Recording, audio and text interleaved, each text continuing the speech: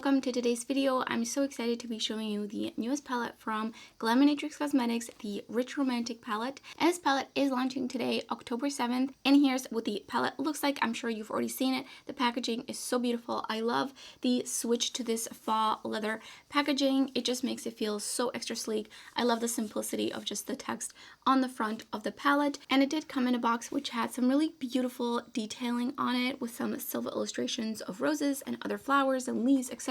So pretty. Love the attention to detail. So let's finally take a look at the inside of the palette. The moment I saw this color story, I completely fell in love. There's something about corals and these tones of purples together, like that automatically just stood out to me. There are 7 shimmers and 8 mattes, and the shimmers definitely have some varying textures for the most. I think you can kind of see which ones are which, and there are 4 multi-chrome shadows in here. And then the 2, I would say, like more sparkly shimmer shadows are rich and captivating. And then we have the really, really nice and smooth, shiny shadows, magnetic, seductive, and charming.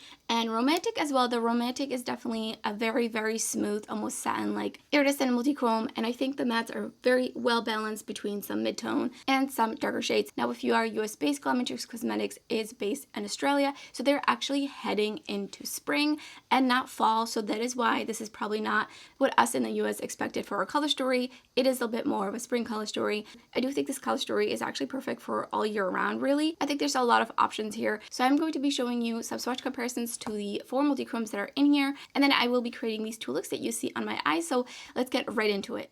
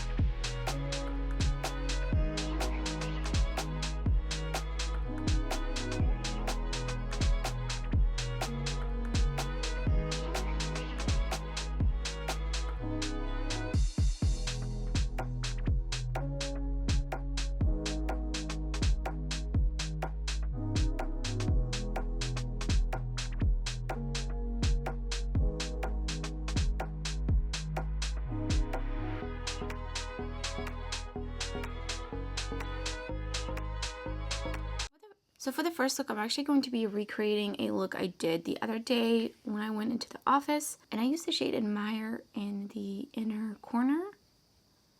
And I just blended it upwards. And I'm not going to take it all the way out here. I'm going to kind of leave it here. And then next I'm taking this brush from Beaute, the EO4. And I'm picking up Intimate. And I'm going to create an eyeshadow wing with this. And I'm going to end it at a slant right about halfway on my lid.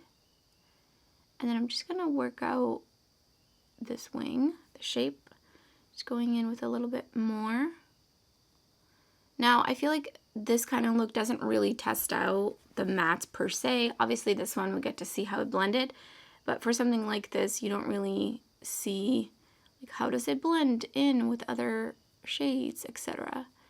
But I really, really enjoyed how this look came out. I'm just going over the edges and feathering them a little bit and really just flicking this out. So I don't think I took it this far when I went to the office, but here we are. Can't find my baby Fairney Pixie Poxy, so I'm going to go in with the Intensifies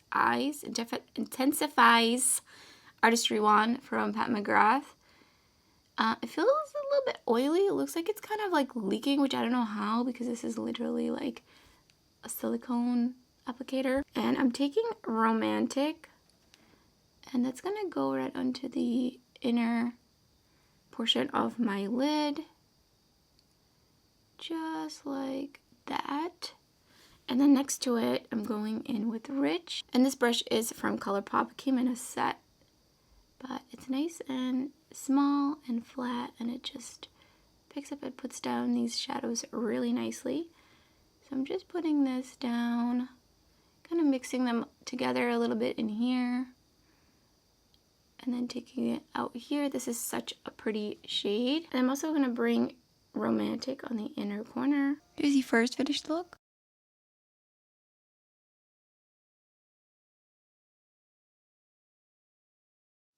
onto the second look, I'm going to use Devotion right in the crease. I just love this shade in here. I did prime with a different eyeshadow primer this time. It's the Sigma one. I don't know how I feel about it. Honestly, it has a little bit more, too much of a yellow tint to it. So I feel like it just interferes with the colors of the shadows. So I'm not really sure. I think when I use brown shadows, it's fine. But with a little bit of color, I just feel like it interferes.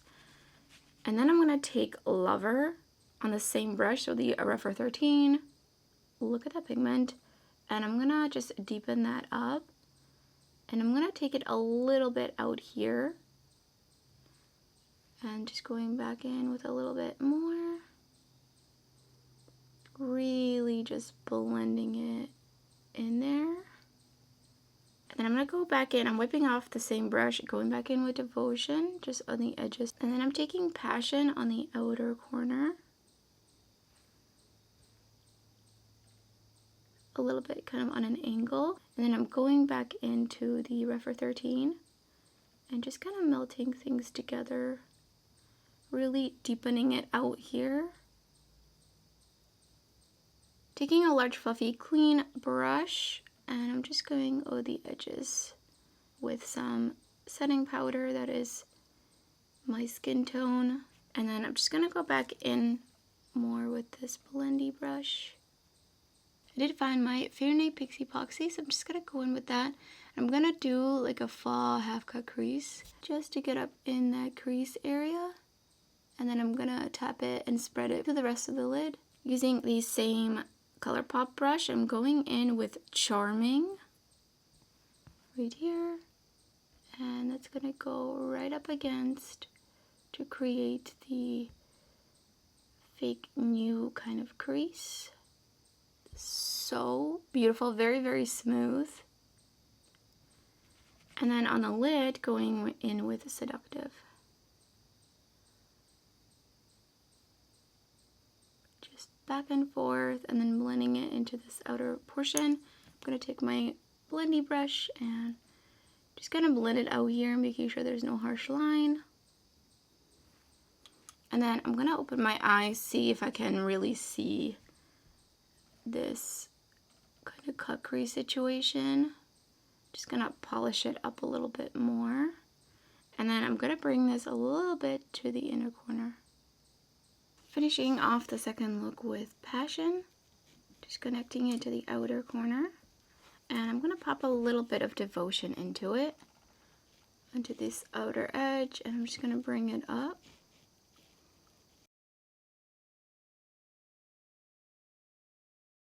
So let's talk about some of my thoughts on the palette. I have done 3 looks. Obviously this one I actually did twice technically, so I do still have some testing out to do, so take this as a first impressions, though I am pretty familiar with the Glaminatrix formulas for sure. I have pretty much, I believe, almost all of their palettes.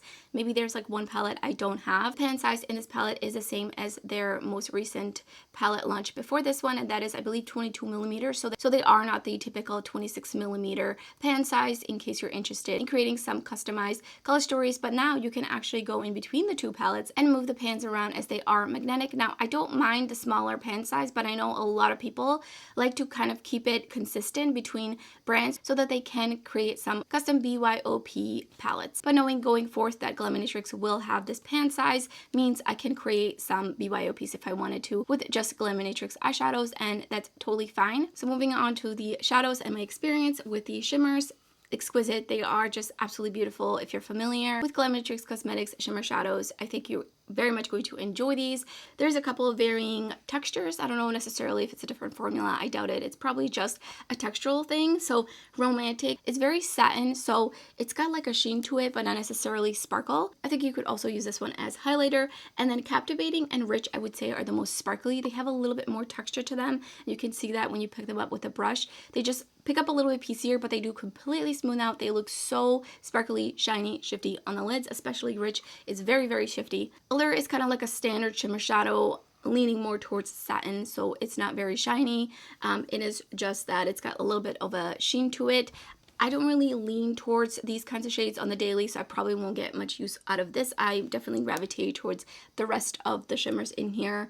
Charming, Seductive, and Magnetic are very much a similar formula, so they're still very shiny, very smooth, but they're not quite as satin, so they're more shiny than Romantic, but they're not quite as sparkly as Rich and Captivating. I love Charming and Seductive. These are just such beautiful, smooth shadows, and I think together with the mattes and the different depths, you're really just going to be able to layer these and transform these and just have such a variety of looks that you could create with this palette. Now let's talk about the mattes. In the previous palette that launched before this one, it was their very first manufactured palette and not handmade, because it just makes things easier for them to be able to keep up with orders, and overall it just makes it much easier for them as a business to have the palettes manufactured and just still keep their formula, keep their really fun, beautiful color stories and sparkly, shimmery, multi-chrome shadows, but just not have to hand press everything, especially since they have grown quite a bit as a business. And I felt like that palette, the mattes were a little bit different from their typical matte formulas. From the mattes and the combinations that I used so far in this palette, I think they performed great. I didn't experience any layering issues, any patchiness, or anything like that.